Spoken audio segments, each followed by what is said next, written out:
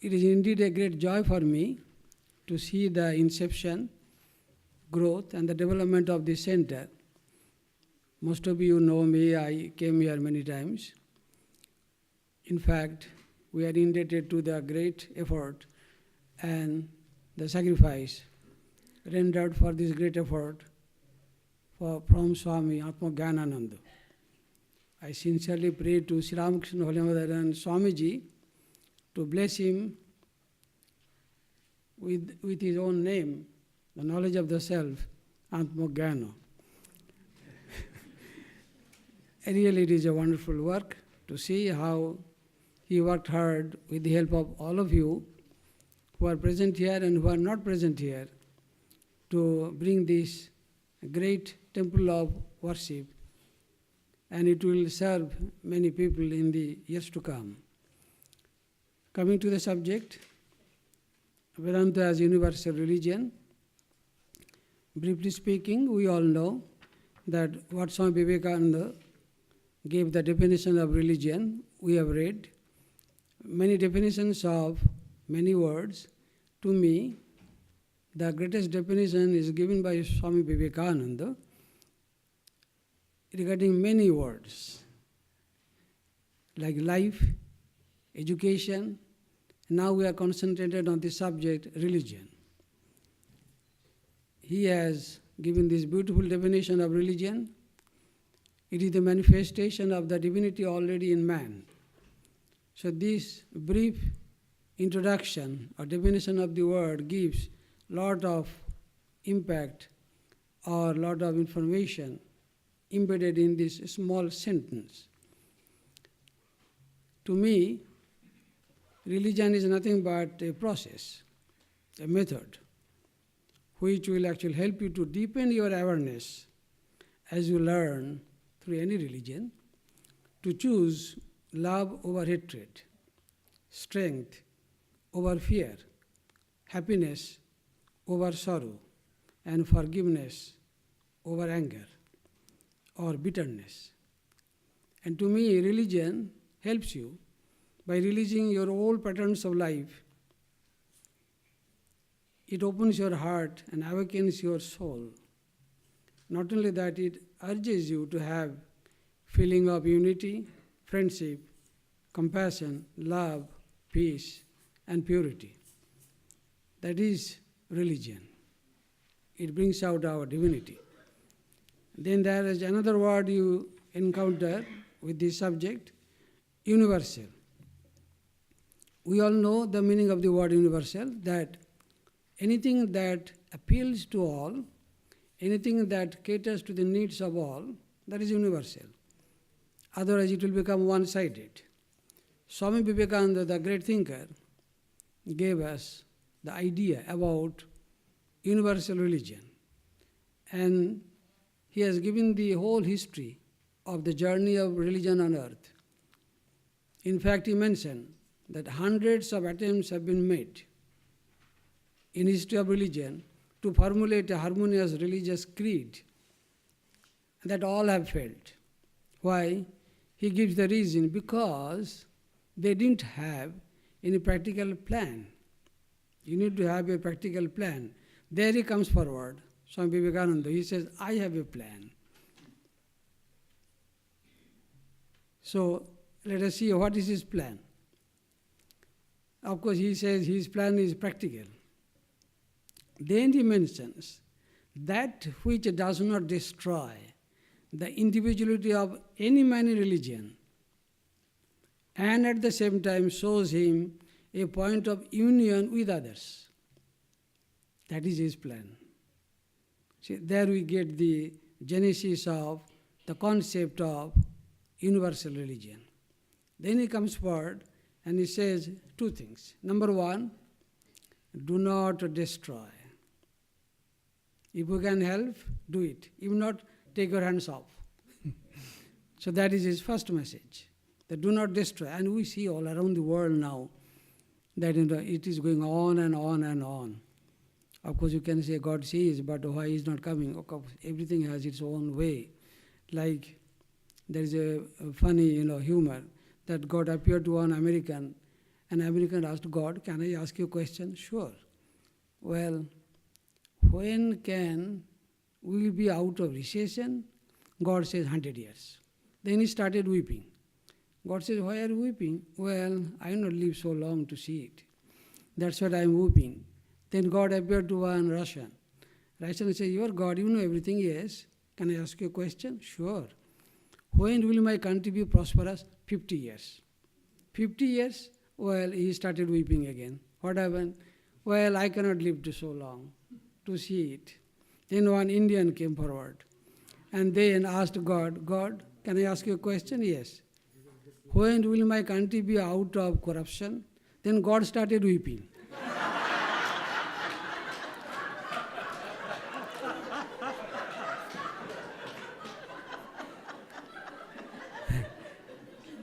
God, why are you weeping? Well, I will not live so long to see it. So that is the first thing we need to learn from Swami Vivekananda, that do not destroy. Try to help if you can. And in religion, many times we just say that, oh no, your conviction is wrong, my conviction is right. We should not say that. No. Don't destroy anybody's word, anybody's conviction. Let him go, her go in her own way. I gave that in advice to one Princeton University student. And she asked me the question I gave on the telephone, that is it okay if I say that your religion is wrong, mine is correct? I said, no, you have no right to say. Then I said, Sri Ramakrishna, what he said, that suppose you have got a brother who is very small, very tiny, and cannot say mommy. Does not mom know that he is calling? Yeah. So, if somebody is sincere, do not disturb, because God is the indwelling spirit. That is number one. Then Vivekananda says, second point, take man where he stands, and from there give him a lift. See? So we have to go to there. That is the real actually teacher who can go. That is the teaching of Vedanta, that you go down to their level, then take them up. Then Swamiji says that God is the center of all religions. And there all the radii meet. And all the differences will cease when we meet the God. When you read the gospel, you will see the examples of all these teaching. A very classic example happened in the life of Sri Ramakrishna, who was considered a great devotee of Mother Kali. One day he was coming from Calcutta to Dakshineshwar. Suddenly he got down from the carriage and nobody knew where he was going. And then he went to a mosque. And there one Muslim fakir was praying in Hindi, Pyare tum aa jao. Oh my beloved, come unto me. His beloved will be not Kali, his beloved will be Allah. And then both embraced each other. See, they meet each other. That is the point Swami Vivekananda mentioned. Then another point Swami Vivekananda warned us, that you need to recognize that you cannot make anybody spiritual. The moment you think that your religion will make others spiritual, it is a misnomer to think that way, because religion is present in all of us. But we can help to grow of its own. So growth will be animated, but we can just render some help. That is your duty. Don't ever think that you are the teacher. No. Then when you look at around the world, we will find that we all have different natures. So universal religion must give the food, as we are getting here now, here, that we are all happy. That we have got, food, no salt, no sugar, and then whatever we need, we add. You see? So that is universal food. I am really happy that here we get the food which is universal. It caters to the needs of everybody. So, when we look around the world, we will see there are, Vivekananda says, 4 classes of people. Number 1 is the active man, the worker. He or she loves to work. Loves to work. There is tremendous energy in his muscle and the brain and the nerves. One time, what happened, one of our devotees said, Swami, Oh, so well, there is time now. Yeah, I will take another 5 minutes. Then, yeah. Yes. So anyway, so as Swami Vivekananda mentioned that like this active man, then the emotional man, the mystic man and the philosopher, as we all know, and then all these different types of people, so Vedanta fits to the needs of all these great the natures of human beings. Like Vedanta has produced great like man of the intellect, like Shankaracharya. And then Vedanta has produced great man of meditation, psychological process, as you read the Patanjali. And also we read the great Sri Chaitanya, great life of bhakti, devotion. And of course, we see the Karma Yogi, like there are many classic examples is King Janaka, and also Pativrata Nari. So here we find that Vedanta actually is universal. Why? Because it is not based on anybody's life or teaching. It is based on the principles. So Vedanta is universal and it appeals to all, though they do not say that we are following the teachings of Vedanta, but we know for sure, according to Swami Vivekananda's classification and knowledge and analysis, that yes, it is Vedanta which is absolutely universal. It does not exclude anyone and include all. So before I say conclude, let me pray to God, may Divine bless us to lead us from the unreal to the real.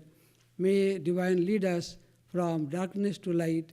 May Divine lead us from death to immortality. Om, peace, peace, peace. Peace be unto us, peace be unto all mankind. Hari Om, Hari Om, Hari Om, Tat Sat.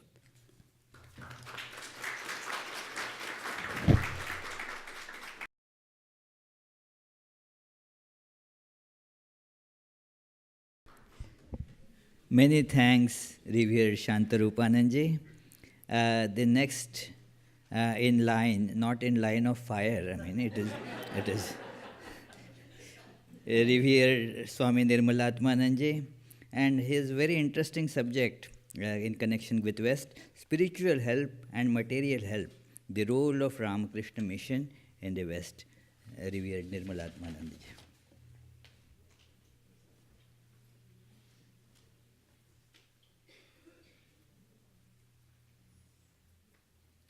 Lift it up.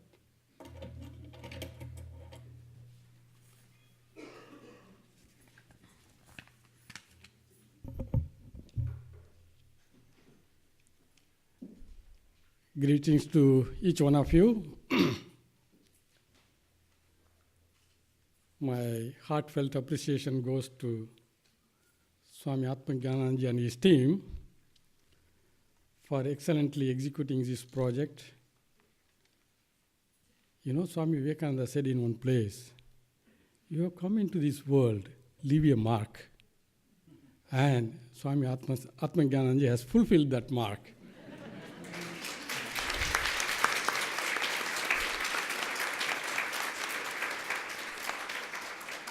I join you all in praying to Sri Ramakrishna Holy Mother and Swamiji that he be in excellent health, his mother and all the family members, all the monastics, so that lots of good is done and for himself and for everyone around.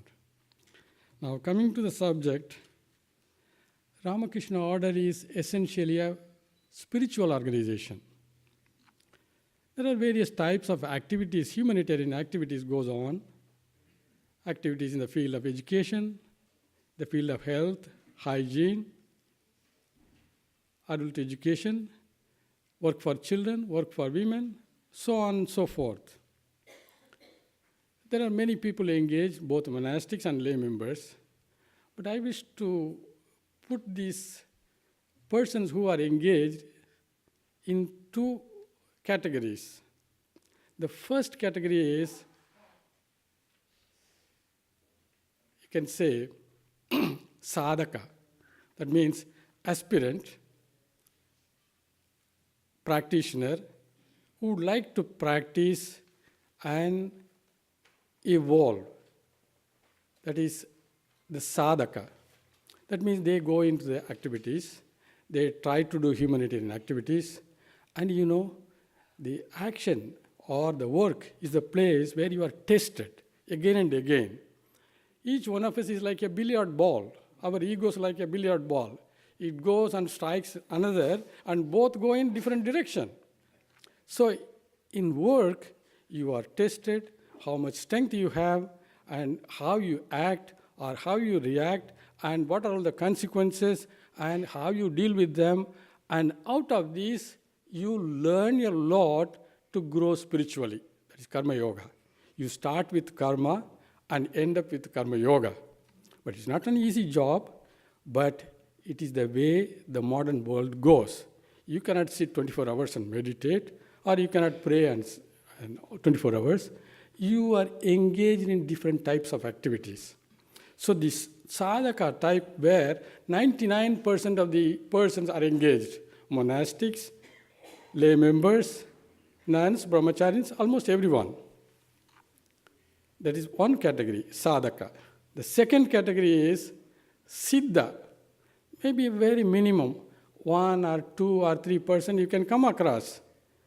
They have attained a certain kind of spiritual elevation, or they have realized certain kind of potential spirituality that has been told in the scriptures or that has been told by our masters.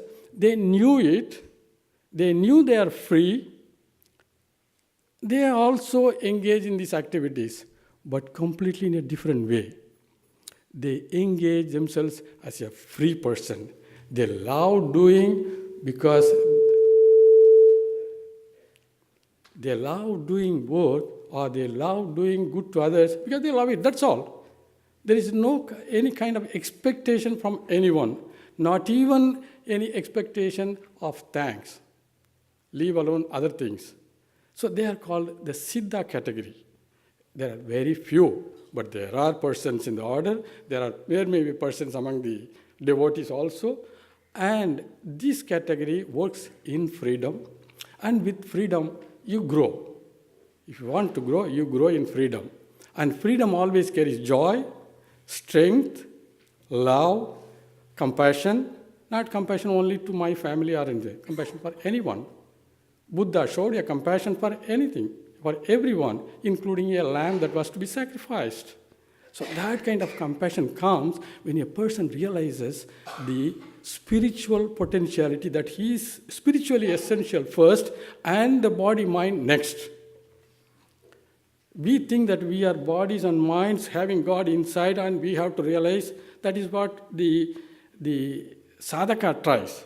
But the truth is, you are a spiritual being first and trying to manifest the spirituality in any way you like, in any way you want to dispose. See, that is the sadhaka, that is the siddha aspect. There are persons. Once I met Swami Ranganathanji Maharaj. Not once, I was living with him. In fact, I was traveling with him. And he was one of the examples. I talked to him, Maharaj, you have been so wonderful, concentrated. Why don't you sit and meditate and enter into samadhi instead of engaging in so many activities? He said, no, I am free already. I am on the royal road. I don't have to worry about my realization. I am free, and whatever I do, I work, I do it freely. There is nothing binding, no string in that. You see, you can feel the presence, and he is full of energy, freshness, bliss, and he can communicate with everybody around. So much of work is done. It's flowing, it's not stagnating. Whereas in the sadhaka period, you get here and there, knocks on here and there, you try to learn, and it comes out one day. The sadhaka becomes siddha. See, that is how we approach these two categories. In these two ways, we approach the karma yoga. And I must say, coming to the second point, that should we do such kind of activities, the humanitarian activities in the West? I must say yes. A big yes, I must say. There is no need of explaining that kind of activity is necessary in India or Bangladesh or Afghanistan or Pakistan. Everybody knows it. There is no wonder about it. But what about the West? What about in US or Europe? Do we need to do that? Then I thought, well, they have everything, wonderful facilities. But then I began to search for some fact, and it said, in US, for example, 1 in every 7 Americans are considered poor. There are thousands of children who are not having facilities to go to school or good education.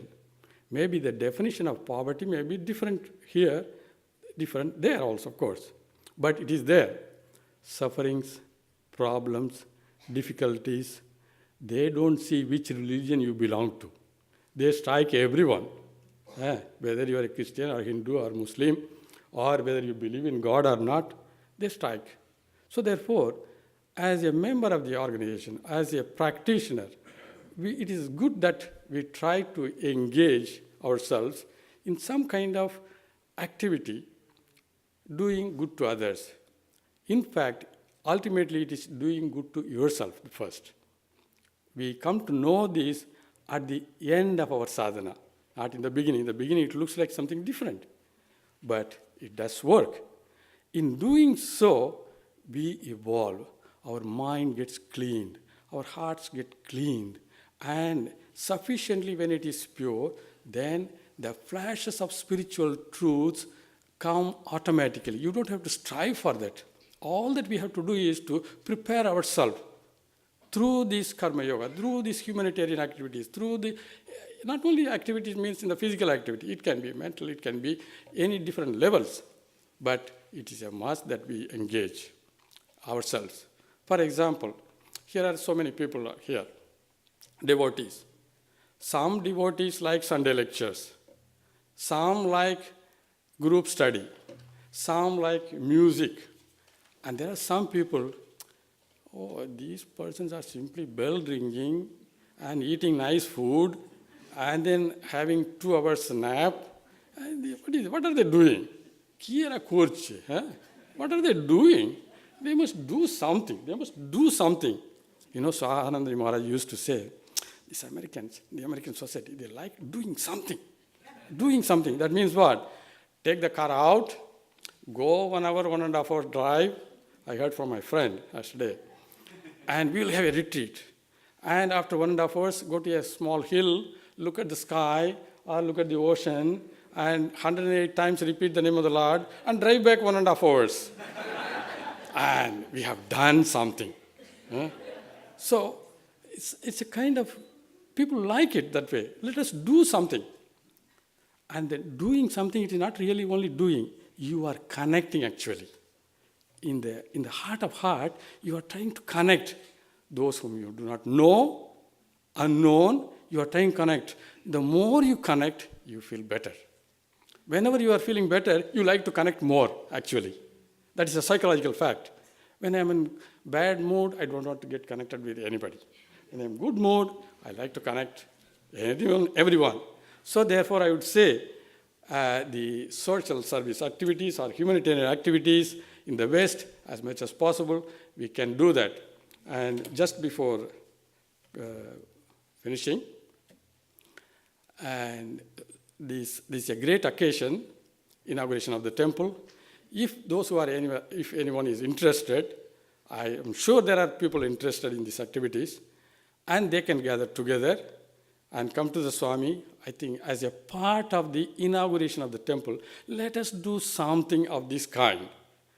You gather yourself, come to the Swami, he will orient you, and one word of caution.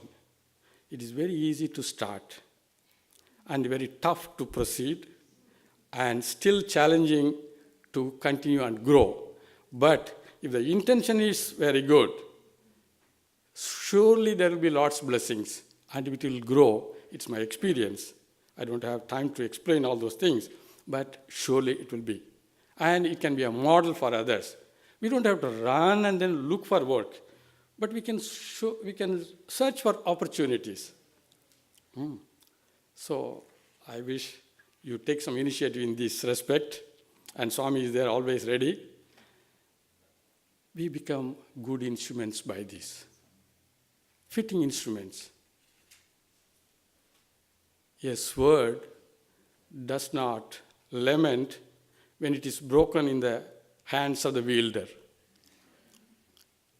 An arrow does not murmur when it does not hit the target. So the Lord makes us fit instruments. Thank you.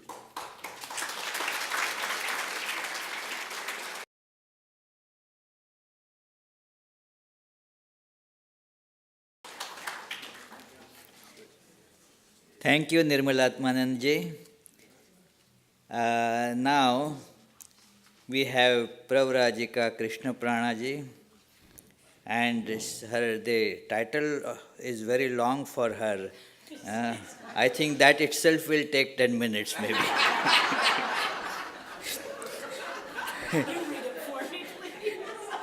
Vivekananda's appreciation of American ingenuity, opportunity, equality.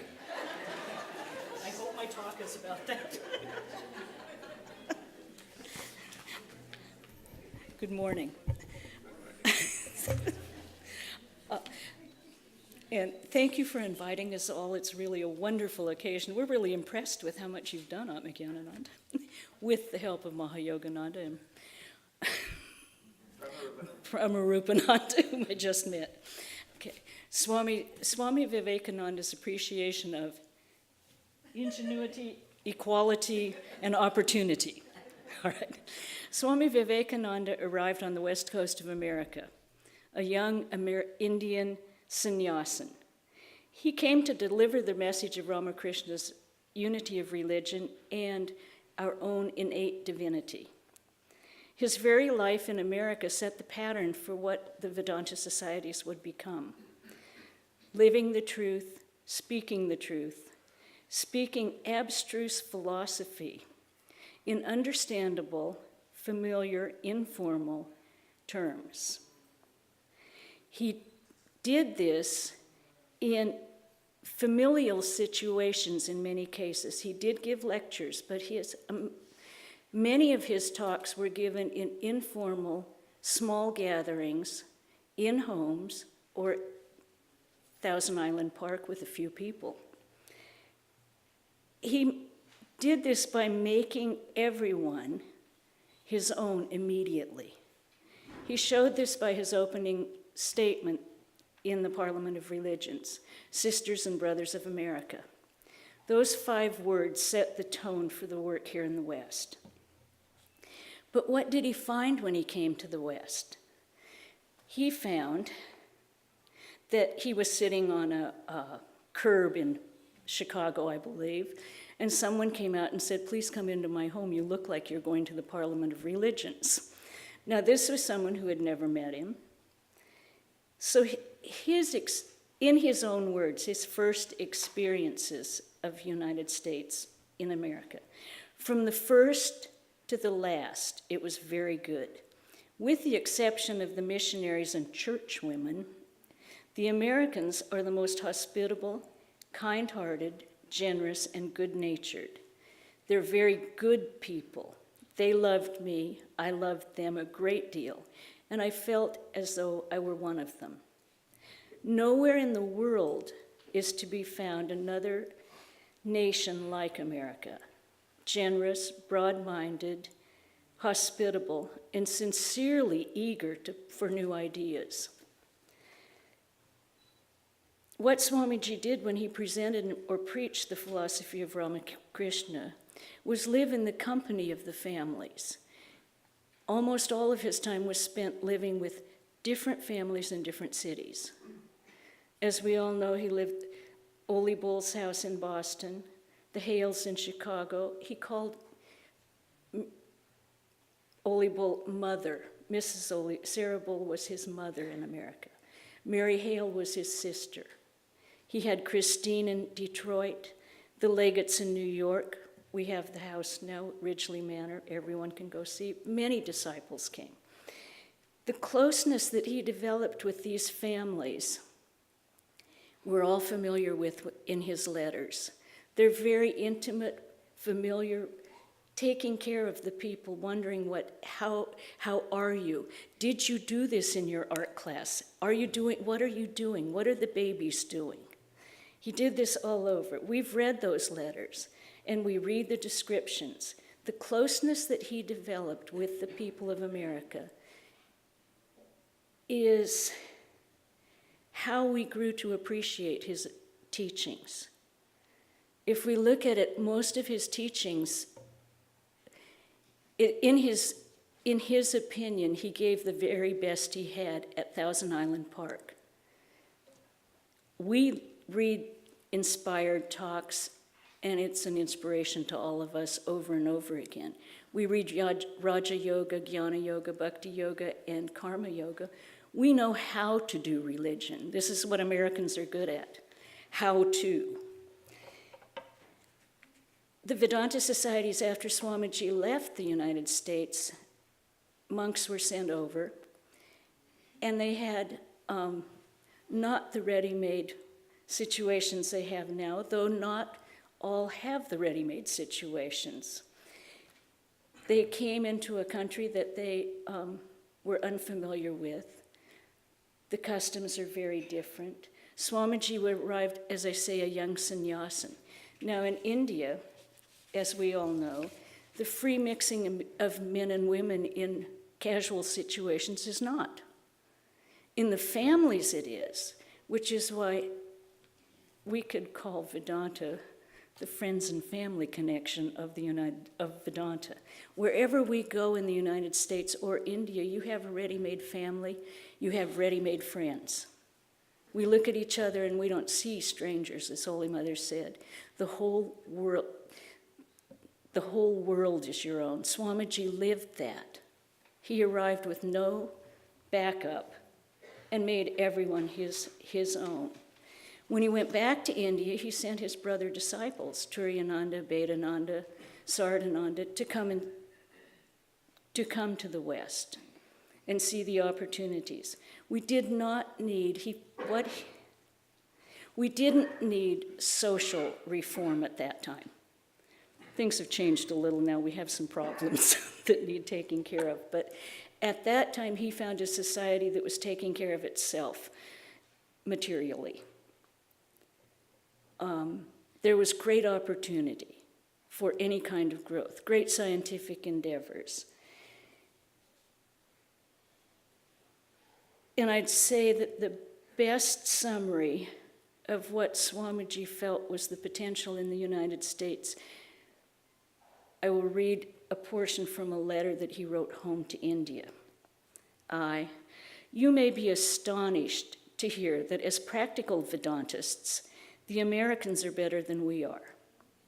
I used to stand on the seashore of New York and look at the immigrants coming from different countries, crushed, downtrodden, hopeless, unable to look a man in the face, with a little bundle of clothes as all their possessions, and these all in rags. If they saw a policeman, they were afraid and tried to get to the other side of the footpath. And mark you, in 6 months, those very men were walking erect, well-clothed, looking everybody in the face. And what made this wonderful difference? Say this man comes from Armenia or somewhere else, where he was crushed down beyond all recognition, where everybody told him he was a born slave and born to remain in that low state all his life, and where at the least move on his part, he was trodden upon. There, everything told him, as it were, slave, you are a slave, remain so. Hopeless you were born, hopeless you must remain. Even the very air murmured around him, as it were, there is no hope for you. Hopeless and a slave you must remain. Well, the strong man crushed the life out of him.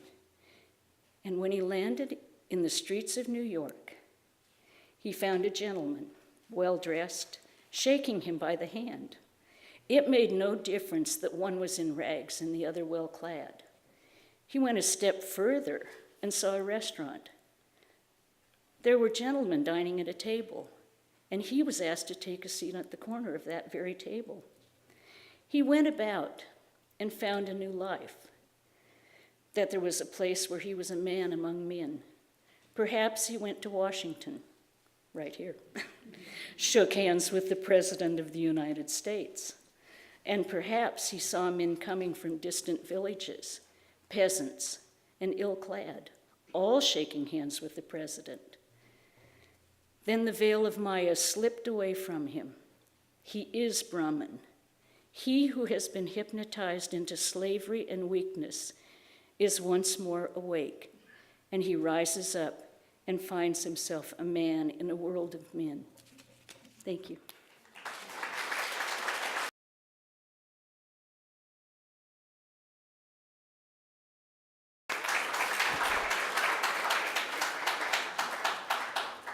Thank you, Krishna Puranaji. Now it is turn of Swami Nishpapananda. You hardly find a more quick-witted person than him. So, and his topic is the future of Vedanta in the West.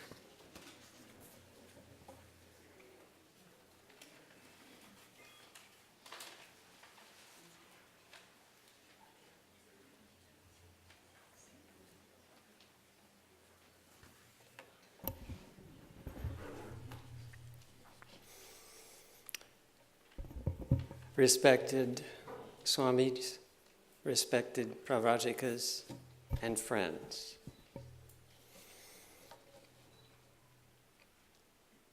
It's a joy to be here and to share your joy, which is tangibly present.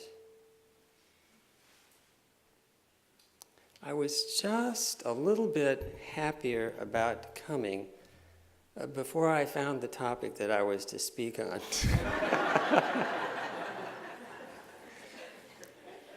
The future of Vedanta in the West in 10 minutes or less. So we should start on that. In 1900, Swami Vivekananda gave a talk in San Francisco. Is Vedanta the future religion? And he defined Vedanta very carefully as non-dualistic or Advaita Vedanta. He said, if Vedanta, this conscious knowledge that all is one spirit, spreads, the whole of humanity will become spiritual. But is it possible? He gives several operational definitions of Vedanta, so there can be no mistake about what he's talking about. By this Advaita, this non-dualism, he meant no book, no person, no individual singled out from the rest of humanity as better. No personal God. The creation, preservation, and destruction of the universe happens through impersonal principle. No sin. Is this little, what do I do with this thing? You're okay. I'm okay. The only sin, he said, is to think I am a sinner or you are a sinner. No senses. No body identification. We cannot be in bondage to the senses. No universal brotherhood, universal oneness. We must get out of this materialism. This struggle to get out of materialism is all the worship there is. And there never have been different religions in the world, he said. We are all destined to have salvation, meaning liberation, whether we will it or not. This basis of the harmony of religion, talked about by Swamiji, exemplified by Sri Ramakrishna, is Advaita. So what is the West? We had a visitor last month who's the CEO of a company in India that does business all over the world, and he spends a fair amount of time traveling and comes to America quite often. I said, you're at the interface, and he interfaces at a very high level with the business people of these various countries. He says, what? You're at the interface, the current interface between East and West. What do you think about this topic? He says, I don't look at it that way. He says, my teenage niece, who's never been out of India, is not significantly different than the young people that I meet in America. It's the same education, virtually the same educational opportunities, same mass media, same internet connection, same gadgets, virtually the same self-understanding and the same expectations. So what was and has been isolated in geography and tradition, the West, has been seeping into the developing world as it develops. So we'll redefine the topic in this way. What is the future of non-dualistic Vedanta in the emerging secular, scientific, technological, global civilization? Which is a much different question from what is the future of the Ramakrishna Vivekananda Vedanta movement in the West. Now I want to talk about, from Swamiji's perspective, the definition of civilization and the conditions that are needed for the sustenance and continuity of civilization and its ultimate survival. Civilization. A nation may conquer the waves, control the elements, develop the utilitarian problems of life seemingly to the utmost limits, and yet not realize that in the individual, the highest type of civilization is found in that person who has learned to conquer self. Civilization, true civilization, should mean the power of taking the animal person out of his or her sense life by giving him visions and tastes of planes much higher, not external comforts. And then he just defines it. Civilization is the manifestation of that divinity in humanity. He said man, but he meant humanity. So what are the conditions necessary for the sustenance and continuance of civilization? The common basis of Hinduism in Lahore was delivered in 1897. The history of the world is our witness, he said. Nation after nation has arisen and based its greatness upon materialism, declaring man as all matter.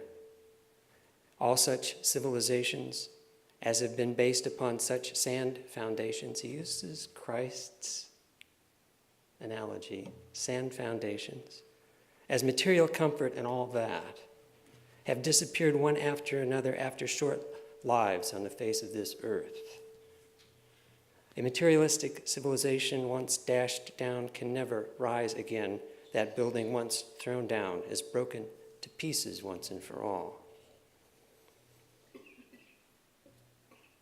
So what's needed, he pointed out to the people of Lahore, for the regeneration of India and the world is a spiritual base. So let's restate this. Civilization is the manifestation of divinity in humanity, that culture that recognizes that the highest type of civilization is found in the person who has learned to conquer self. That is, that there's a cultural respect for the ideal of moksha, the rishi and the saint, and that honors and can foster the development of women of the most exalted character. That culture can come back from the vicissitudes that history inevitably throws and will have the strength to regenerate.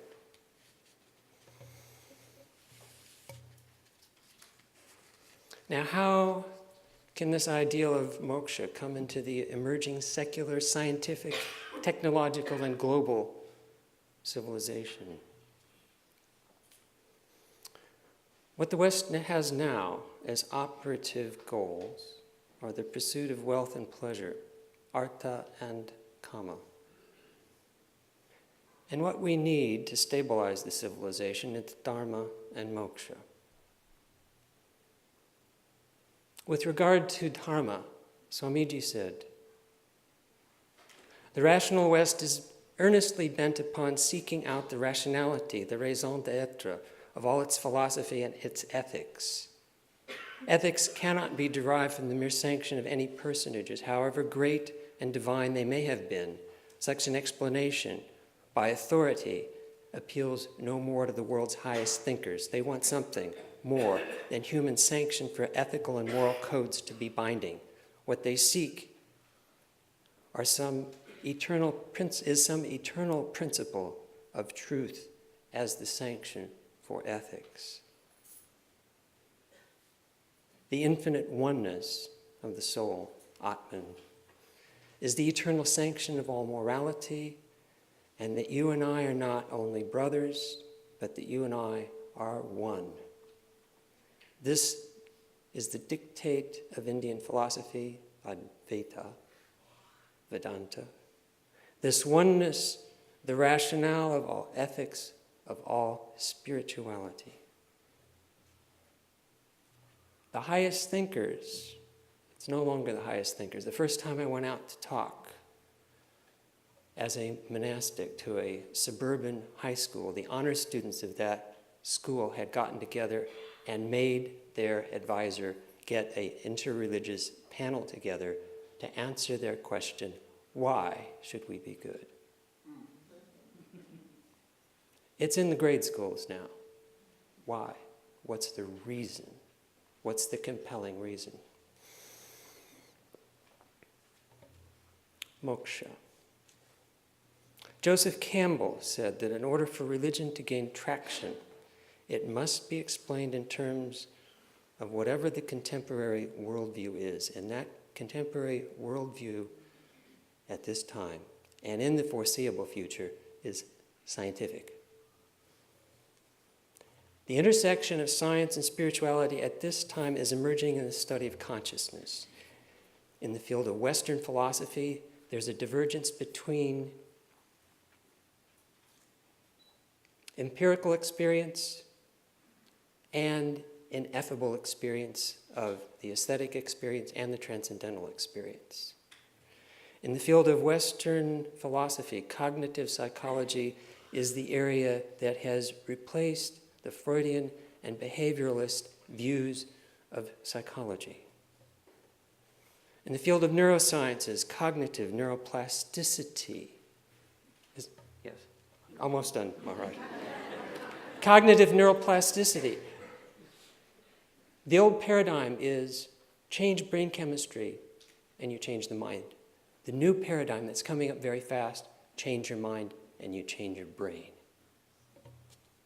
And the field of quantum physics, it is the conscious observer that flips the counterintuitive world of the quanta into the world of object permanence and causality.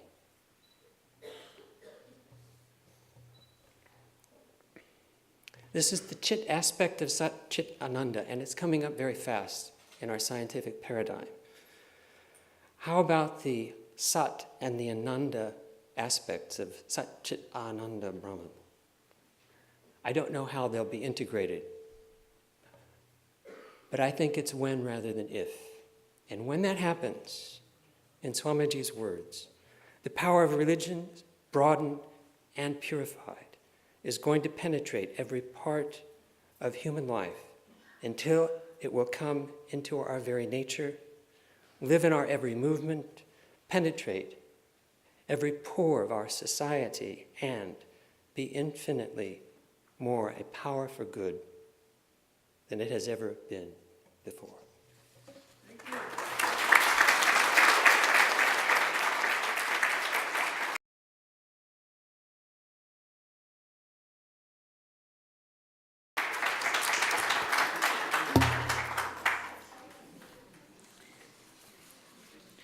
Thank you, all the panelists. It was wonderful.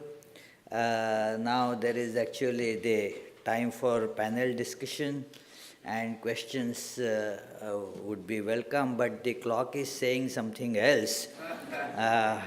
And the speakers were so brilliant that before you could ask questions, they already saw them and put the answers before you. One question that is mentioned in this sheet, there are two mentioned, but I will skip one and ask panelists about this one question.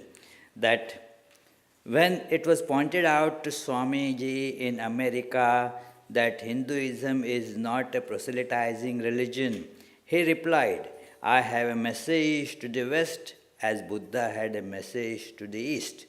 what is this message in a nutshell? It should be a tiny nut like peanut, not coconut.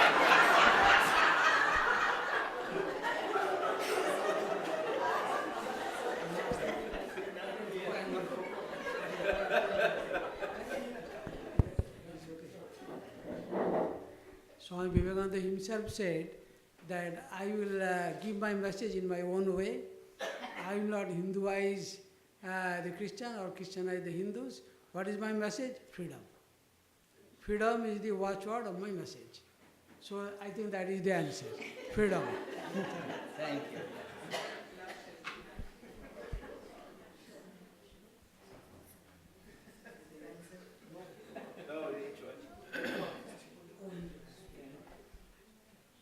The scriptures or the different religions or the great masters, they have all been telling one thing, that you are not just body, you are not just body-mind complex, there is something more. Rediscover it and you will know the essence of all religions. So Swamiji's message was this kind of rediscovering, first and foremost, that you are an infinite spirit, part of the infinite spirit. But then we don't want to go and lose our individuality. The small drop of water is crying not to lose in the ocean. It can't. So therefore, the essence of his teaching is to recover or to rediscover your original nature or your divine nature. That was his first message. And you can do it in any way, like that depends upon the nature of the person, characteristic of the person, and the potential possibilities.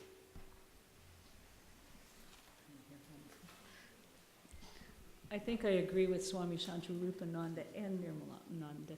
But freedom to me is finding that oneness.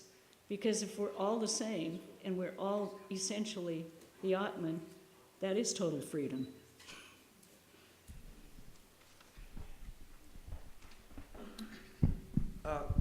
My preference in peanuts is dry roasted, unsalted.